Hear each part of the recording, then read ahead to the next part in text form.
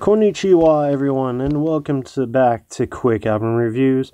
I'm the Painkiller CJ Metal, and today I'm inhibiting Firepower by Judas Priest. Now, I've been wanting to review this album for quite a while now, but I'm just now getting to it.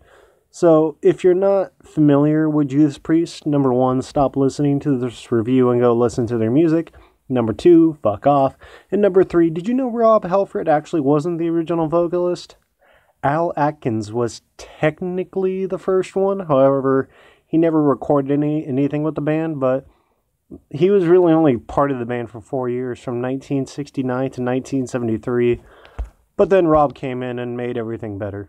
Anyways, Firepower was released in 2018, and it's the 19th release from these British heavy metal gods. That's a lot of albums. Now, obviously, the band has gone through a lot of members over the years. The only original member left is Ian Hill. But, I mean, can you imagine being the only founding member left of a band that's almost 50 years old? Or, 50 years later, you're like, wow, I'm still in the same band I started in, 50 years ago. I don't know, I just think that's, crazy how, you've been in a band, in the same band for, over 50 years, that just blows my mind. Now, Judas Priest's discography has been fairly consistent. I mean, sure, they've had some duds, but I mean, it's been almost 50 years, so I mean, of course, not every album's going to be gold. But with Firepower, it's definitely not a dud. I mean, this album is really just pure, just good old heavy metal. I mean, the riffs are good, the solos are killer. Rob is still rocking the mic despite being 67 years old. Damn, that guy's getting old. And I mean, honestly, the whole band is getting up there in age. They're all gonna die soon, but the point is, they still make music they're still young at heart. And it really shows that if you're passionate about something, you could literally be doing it for, Judas Priest has for almost 50 years. And again, that's just crazy to me.